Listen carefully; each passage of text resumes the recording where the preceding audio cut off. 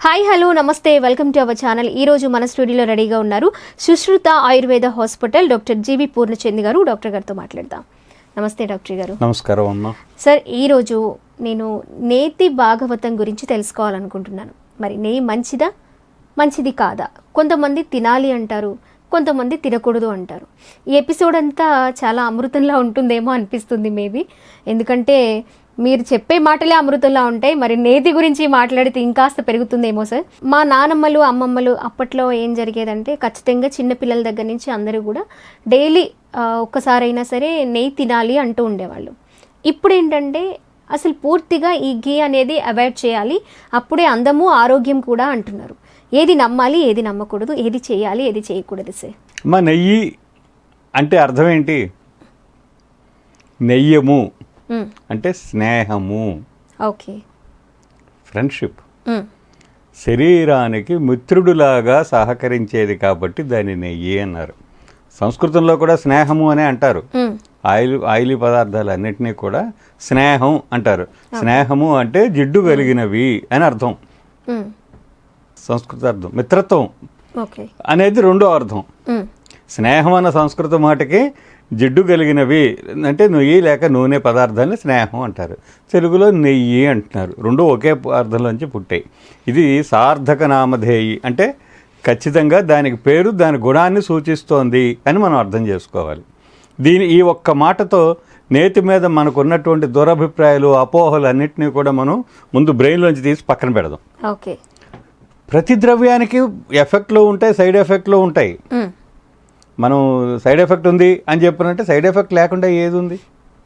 అంతే. అన్నమే విషయం అంటున్నారు. వేసుకునే టాబ్లెట్స్ అంటే ఒక ప్రాబ్లం తగ్గడానికి వేసుకునే టాబ్లెట్స్ లో కూడా సైడ్ ఎఫెక్ట్స్ ఉంటాయి. ప్రతిదానికి ఒక ఎఫెక్ట్ ఉంటుంది, ఒక సైడ్ ఎఫెక్ట్ ఉంటుంది. అది ఎవరి మీద ఎఫెక్ట్ ఎవరి మీద ఎఫెక్టివ్గా ఉంటుంది, ఎఫెక్ట్ ఎవరి మీద ఇన్ఎఫెక్టివ్గా ఉంటుంది, ఎఫెక్ట్ ఎవరి మీద ఇల్ఎఫెక్టివ్గా అంటే చెడు ప్రభావాన్ని సూచిస్తుంది అనేది కూడా ముఖ్యమే. సో ప్రతిదీ ఇప్పుడు మనం 3 రకాల మనుషులు ఉంటారు మనలో. 24 గంటలు గానుగెద్దులాగా పనిచేస్తూనే ఉంటారు పాపం. రోడ్డు కూలీలు, రైతు కూలీలు వగైరా అంటారు. వారికి వర్తించే నియమాలు వైట్ కాలర్స్కి ఏసీలో ఉంటూ ఏసీలోంచి ఏసీ ద్వారా ఆఫీసులకు వచ్చి ఆఫీసులో ఏసీలో ఉండి మళ్ళీ ఏసీలో ఇంటికి వెళ్ళి మళ్ళీ ఏసీలో ఉండే వాళ్ళకి ఈ రైతు కూలీల జీవితానికి వర్తించే మాటలేవి వాళ్ళకి వర్తించవు. కాబట్టి మనుషులందరికీ సార్వజనీనంగా ఒకే సిద్ధాంతాన్ని మనం వర్తింపజేయలేం కదా. అందువలన మన లైఫ్ స్టైల్ ఎటువంటిది అనే దాని మీద మనం ఏది తీసుకోవచ్చు, ఏది తీసుకోకూడదు అనేది ఆధారపడుతూ ఉంటుంది. Okay sir. ఇప్పుడు పిల్లలు ఉన్నారు, ఎదుగుతున్న వయసు. ఒక ఇల్లు మనం కడుతున్నాము, ఇల్లు కడుతున్నామంటే దానికి ఇటుక కావాలి, ఇనుము కావాలి, ఇసుక కావాలి, సిమెంట్ కావాలి, దానికి నిర్మాణానికి కావాల్సినవన్నీ మనం సప్లై చేయాలి. నిర్మాణానికి కావాల్సినవన్నీ సప్లై చేయకపోతే ఇంటి నిర్మాణం సాగదు. అలాగే ఎదిగే పిల్లలకు కూడా శరీరాన్ని ఎదుగుదలకు సహకరించేటువంటి అన్నీ కూడా మనం సప్లై చేయాలి. సప్లై చేసినప్పుడే శరీరం ఎదుగుదల బాగుంటుంది. మనం చేయలేదనుకోండి ఎదుగుదల ఆగిపోతుంది. మొత్తం అంతా కూడా ఇంటి నిర్మాణం అయిపోయింది. ఇంటి నిర్మాణం అయ్యాక అప్పుడు ఇసుక ఒక లారీ లోడ్ ఇసుక తీసుకొచ్చి పోస్తే ఎక్కడ పోసుకుంటాం?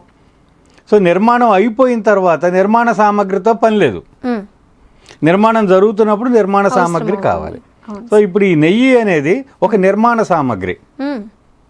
ఇది ఎదుగుదలకి తోడ్పడేటువంటి ఒక ముఖ్యమైన అంశం. ఏమేమి ఎదుగుదలలు? ఒకటి శరీర ఎదుగుదల. ఎదుగుదల అంటే అడ్డంగా కాదు, నిలువుగా కూడా. రెండిటికి అది పనిచేస్తుంది. ఇప్పుడు మీరు అడ్డంగా అన్నారనుకోండి, అదే కదా మేము చెప్పింది, అనుకునే ప్రమాదం కూడా ఉంది. అవును, అది కూడా మనం చెప్పాలి. లేకపోతే కేవలం ఖండించినందువల్ల ఉపయోగం లేదు. ఇప్పుడు తినద్దనే వాళ్ళు 100 మంది ఉంటే ఇప్పుడు తిను అని చెప్పేవాళ్ళు ఇంకో 100 మంది ఉంటారు. ఏది ఇప్పుడు మీరు అన్నట్టుగా మనుషులందరూ కన్ఫ్యూజన్లో బతుకుతూ ఉంటారు. అందువలన మనం చేయవలసిన పని ఏంటంటే ఉన్న నిజాన్ని చెప్పి ఎవరికి వాళ్ళు సొంతంగా ఆలోచించుకునేటువంటి అవకాశం వాళ్ళకి ఇస్తే మంచిది. అలా మనం మాట్లాడుకుంటే బాగుంటుందని నా ఉద్దేశం కదా. అందుకని నేను ఈ ఉపమానాలన్నీ తీసుకొస్తున్నాను అనమాట. సో ఇప్పుడు నిర్మాణ సామగ్రిని మనం సప్లై చేసేటువంటి పరిస్థితి కనుక చక్కగా ఎదిగే పిల్లలకి మంచి నెయ్యి వేసి పెడితే వాళ్ళకి శారీరక ఎదుగుదలతో పాటుగా బుద్ధివర్ధకం అని చెప్పాడు నేతిని. ఓ. మొదటిది అగ్నివర్ధకం, ఉమ్. రెండోది బుద్ధివర్ధకం. ఓకే. అంటే అగ్ని అంటే జాఠరాగ్ని. ఉమ్.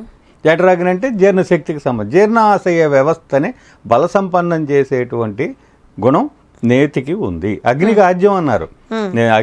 అగ్నిలో నెయ్యి ఒక చెంచాడు వేస్తే బొమ్మన ఇంకా ఎక్కువ వస్తుంది. కడుపులో జాఠరాగ్ని కూడా అటెంది. మొత్తం నేతి గిన్నె మొత్తం తెచ్చి గుమ్మరించామనుకోండి, దాంట్లో ఏమవుతుంది, ఆ పొయ్యి కూడా చల్లారిపోతుంది. అంటే అతిగా నెయ్యి కడుపులోకి తీసుకుంటే ఉన్న జాఠరాగ్ని చచ్చిపోతుంది. ఓకే.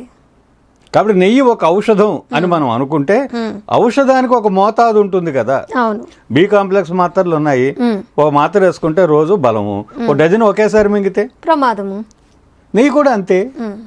సో దాని ఉపయోగాన్ని, దాని ఔషధాన్ని ఔషధంగా తీసుకోవడం ఎట్లా అన్న విషయం మీద మనం దృష్టి పెట్టకుండా ఆ నెయ్యి చెడ్డది అని చెప్పిన ముద్ర వేసేటాలు, ఇలా మనం ముద్రలు వేసుకుంటూ పోతే సరైనటువంటి విషయం కాదు. అయితే ఇక్కడ చాలా వరకు కూడా నెయ్యి వాడే వాళ్ళు ఎవరు ఉన్నారు సార్? మన కల్చర్ మారిపోయింది, ఆహారపు అలవాట్లు మారిపోయాయి, ఆటోమేటిక్గా నెయ్యి వాడకం కూడా తగ్గిపోయింది. దాని మీద అగెనెస్ట్గా మాట్లాడడం కూడా ఎక్కువైంది అనుకుంటున్నాను నేను. ఇక్కడ ఒక చాలా ముఖ్యమైన ఒక పాయింట్ ఏమిటంటే, ఇవాళ భారతదేశంలో దొరికేటువంటి పదార్థాల్లో నెయ్యి కాదు, నూనె కాదు, తేనె కాదు, నీళ్లు కావు, పాలు కావు. ఇట్లాంటి పరిస్థితుల్లో ఇలాంటి ద్రవ్యాలను చూపించి మీరు తినండి అని శాస్త్రంలో చెప్పిన దాన్ని చూపిస్తే చల్లదు. శాస్త్రంలో కొన్ని గుణాలు చెప్పాడు, ఆ గుణాలు ఇవాళ మనకు దొరుకుతున్న దానికి ఉన్నాయా లేదా అన్నది కూడా చాలా ముఖ్యమైన విషయం కదా. ఇప్పుడు మనకి తాజా సైన్స్ పరిశోధనలు, అవి సైంటిస్టులు చెప్తున్న విషయాలు నిజంగా సామాన్యుడికి చేర్చడంలో మేధావులు విఫలం అవుతున్నారు. ఎంతో అడ్వాన్స్మెంట్స్ చాలా ఉన్నాయి, ఇవి హయ్యర్ లెవెల్స్లో మాత్రమే ఉంటున్నాయి. కింద సామాన్యుడి స్థాయికి విజ్ఞాన ఫలాలు అందడంలో మనం చాలా నిర్లక్ష్యం చూపిస్తున్నాం. కాబట్టి సైన్స్ ఏం చెప్తోంది, ఆయుర్వేదం ఏం చెప్తుంది, ఆయుర్వేదం అంటే మన జీవిత విధానం. ఇవాళ మనం అన్నం తింటున్నాము అంటే ఎలా అన్నం తినాలో మనకి చెప్పింది ఆయుర్వేదం కదా. ఆయుర్వేదంలో చెప్పిన పద్ధతిలో మనం అన్నం తింటున్నాం. మొత్తం భారతదేశం మీద చరక సంహితలోనో, వాగ్భటంలోనో, సుశ్రుతంలోనో, భావప్రకాశలోనో చెప్పినటువంటి విధానంలో భోజనం చేస్తున్నది ఒక్క తెలుగువారు మాత్రమే. అర్థమైందండి? ఒక్క తెలుగువారే మొట్టమొదట చక్కగా మృదువుగా ఉండే పదార్థాలు, మధ్యలో కొంచెం కఠినంగా ఉండే పదార్థాలు, చివరికి ద్రవంగా ఉండే పదార్థాలు తీసుకోమన్నాడు. రోటీలు తినేవాళ్ళకి ఈ పద్ధతి ఎక్కడ అలవాటు ఉంటుంది కదా. కాబట్టి ఆయుర్వేదంలో చెప్పిన పద్ధతిలో భోజనం చేస్తున్నది తెలుగువారు మాత్రమే. ఇది మొదటి పాయింట్ అర్థం చేసుకోండి. ఆయుర్వేదంలో నేతిని నిషేధించలేదు, చక్కగా నెయ్యి వేసుకుని తినమన్నాడు. ఎందుకని తినమన్నాడంటే, ఇది చాలామందికి ఒక సూక్ష్మం చెప్తున్నాను, $1 మిలియన్ సీక్రెట్ చెప్తున్నాను. నేతికి యోగవాహి అనే ఒక గుణం ఉంది, అంటే కెటలిస్ట్ అన్నమాట. యోగవాహి అంటే కెటలిస్ట్. ఈ రెండు పదాలకి నేను అర్థం సరిగ్గా చెప్పాలి. ఏదైనా సరే ఒక పోషక పదార్థాన్ని భుజాన వేసుకుని ఒక ముఠా మేస్త్రిలాగా ఎక్కడికి తీసుకెళ్లాలో అక్కడికి, ఒక ట్రాన్స్పోర్టింగ్ ఏజెంట్ లాగా ఎక్కడికి తీసుకెళ్లాలో అక్కడికి భుజాన వేసుకుని తీసుకువెళ్ళి ఆ స్థానాలకు అందించేటువంటి గుణాన్ని యోగవాహి అంటారు. అందుకనే ఆయుర్వేద మందులు నేతితో వేసుకోమని చెప్తారు. ఇదే గుణం తేనెకు కూడా ఉంది, తేనెతో వేసుకోమంటాడు. కొద్దిగా నెయ్యి ఎక్కువ తేనె కానీ, కొద్దిగా తేనె ఎక్కువ నెయ్యి కానీ కలిపి రెండింటిని కలిపి కూడా వేసుకోమంటాడు. కాస్త నెయ్యి కాస్త తేనె వేసుకుని రెండింటిని అసమానంగా వేసుకో, అంటే సమానంగా కాకుండా ఒకటి ఎక్కువ ఒకటి తక్కువగా కనుక తీసుకుని ఆ రెండింటితో కనుక ఏదన్నా ఔషధం మనం తీసుకుంటే మామూలుగా పనిచేసిన దానికి రెట్టింపు ఎక్కువ వేగంగా పనిచేస్తుంది, ఎఫెక్టివ్గా పనిచేస్తుంది. ఇది నేతి ప్రయోజనం. అన్నంలో నెయ్యి వేసుకుని తింటే అన్నంలో ఉన్న పోషకాలు మాంసకండరాలకు వెళ్ళాల్సిన మాంసకండరంలోకి, ఎముకల్లోకి వెళ్ళవలసిన ఎముకల్లోకి, రక్తంలోకి వెళ్ళవలసిన రక్తంలోకి చేరుతాయి. కాబట్టి నెయ్యి వేసుకోవటం చాలా అవసరం. అయితే నేను ముందే చెప్తున్నా, ప్రతిసారి మరీ చెప్తున్నాను, ఇదేంటంటే దీనికి ఒక మోతాదు ఉంటుంది, మోతాదుని మనం మించకుండా జాగ్రత్తగా వాడుకోవాలి. అప్పుడు మనకి నెయ్యి మేలే చేస్తుంది. అర్థమైందండి? ఇది మొదటి పాయింట్. అది అక్కడ దాకా కూడా చెప్పలేదండి. ఒక కాఫీయో టీయో తాగుతున్న కొంచెం కాఫీ తాగేసరికి కడుపులో మంట మొదలవుతూ ఉంటుంది. తాగకుండా ఉండలేరు, తాగితే మంట. వాళ్ళకు కూడా ఒక ఉపాయం చెప్పాడు. ఒక చెంచానో నెయ్యి వేసుకుని తాగండి, కాఫీయో టీయో, కడుపులో మంట రాదు. చిక్కడి పాలు తాగినట్టే నెయ్యి కూడా ఏముంటుంది దాంట్లో మన వికారం చెందేది ఏమీ ఉండదు. చాలా కమ్మగా కూడా ఉంటుంది. ఎప్పుడైనా మీరు ట్రై చేసి చూడండి. ఇదంతా మనకి ఇక్కడే మనం యుక్తిని ఉపయోగించి నేతిని సద్వినియోగం చేసుకోవడం ఎట్లా. ఆవకాయ తినాల్సి వస్తుంది, దాని నిండా నూనె పోసుకొని తిన్నాం అనుకోండి, నూనె యాసిడ్ని పెంచుతుంది, నెయ్యి యాసిడ్ని తగ్గిస్తుంది.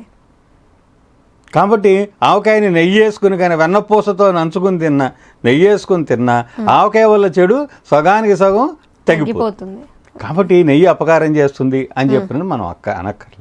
కాకపోతే నేతిని వాడుకుంటున్న వాళ్ళు ఇప్పుడు ఒకవేళ రోజు రెగ్యులర్గా వ్యాయామాదులు, శరీర శ్రమ తక్కువగా ఉన్న వ్యక్తులు నెయ్యి గనక వాడుకోవడాన్ని ప్రారంభిస్తే కొంచెం శరీర శ్రమను పెంచండి.